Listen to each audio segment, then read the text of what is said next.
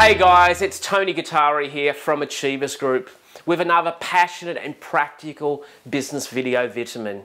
Hey guys, today I wanted to talk to you about how to present well. I want to talk to you about presentation success. I want to talk to you about what I have learnt because I am now doing lots more speaking and training, and I realise there are certain principles or strategies behind what makes great presentations. And if you are selling, if you are leading, you are always presenting. And when you present well, your influence is dramatically improved. So your ability to lead is actually in direct correlation to your ability to present well. So what are these 14 points? Let's go through them one at a time. Number one, I think you've got to analyze your audience. Clearly, you have to know how to change gears. I have spoken to diverse groups from mechanics to architects, from church members to actual accountants. And clearly, what I've learnt rather rapidly is to change my language, my style, my presentation to suit the audience. I'm very, very aware that the way that I present will be different to different groups based on the audience because I'm there to serve them. Number two principle, please speak with purpose. Clearly, I am a firm believer that when I go onto the stage, I die empty.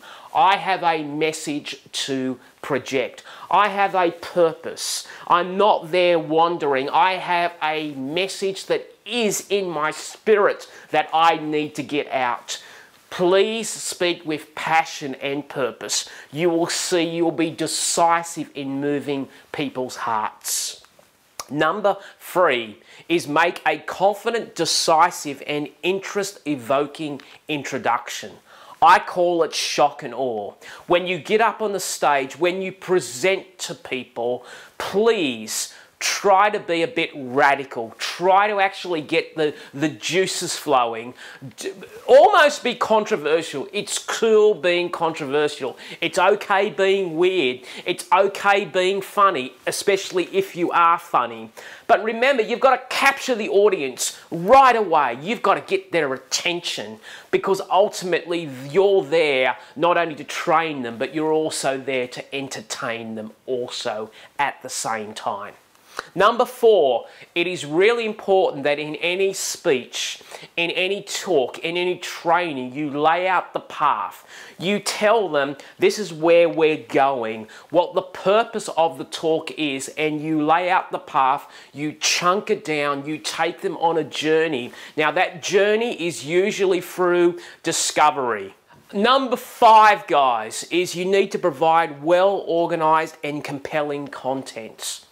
It's really important to not only use PowerPoint, but make sure that you're telling a story. Make sure it's not all over the place and make sure that you use statistics. Make sure you use models and metaphors. Make sure that you use as much ammunition that you need in order to create the compelling content.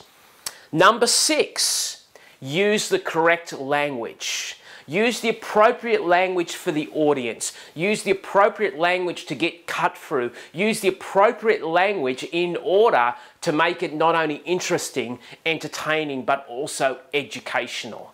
Number seven, it's really important to slow down your speech. It's really important to speak clearly and distinctly. It's really important to actually create pauses occasionally. Just let silence linger occasionally. It's really important to change your tonality. It's really important to change your pitch. It's really important to change your tempo.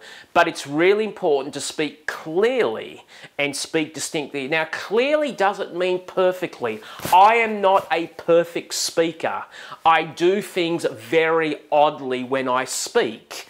I have idiosyncrasies that actually create my uniqueness. And really important to embrace your uniqueness. Don't deny your uniqueness. One of the worst mistakes I ever did when I first started to speak was try to speak like other people that I admired. Don't. Just be true to yourself. When you are true to yourself, you don't have to hide anything from anybody. It is totally, amazingly liberating. Number 8, avoid unnecessary utterances.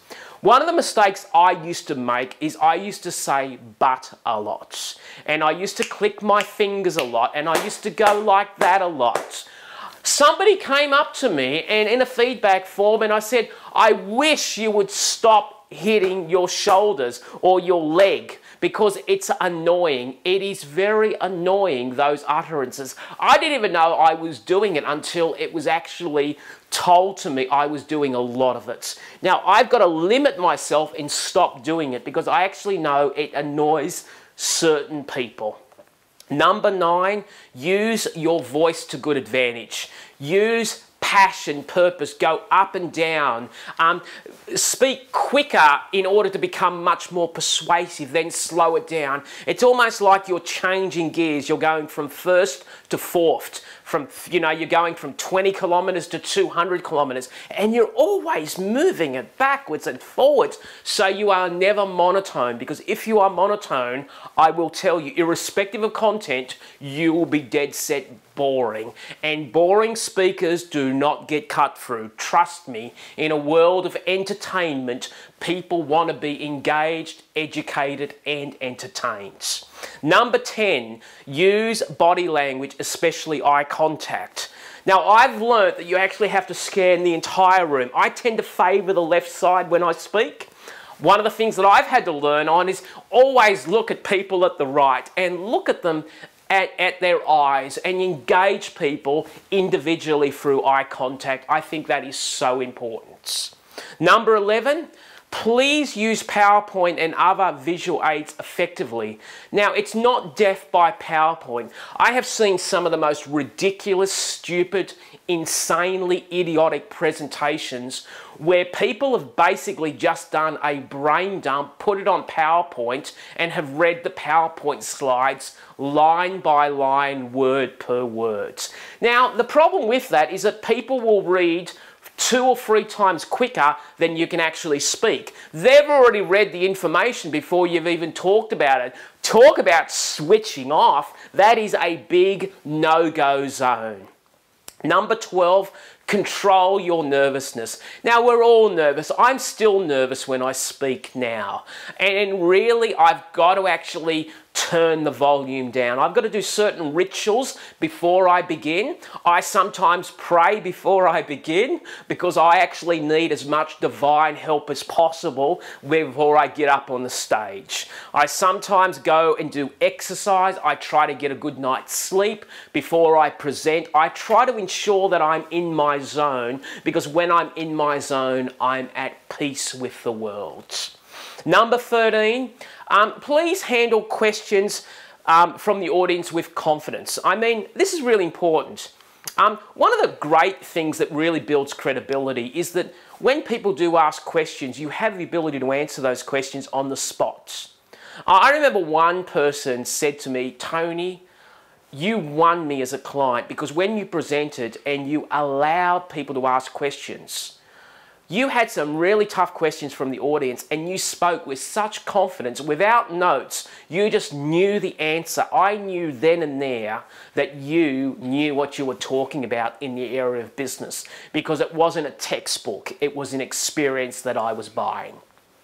And number 14, it's really important to close confidently and decisively. The opening is critical, but the closing is important. Have the big story. Right? Look, please do not be timid and indecisive in your closure.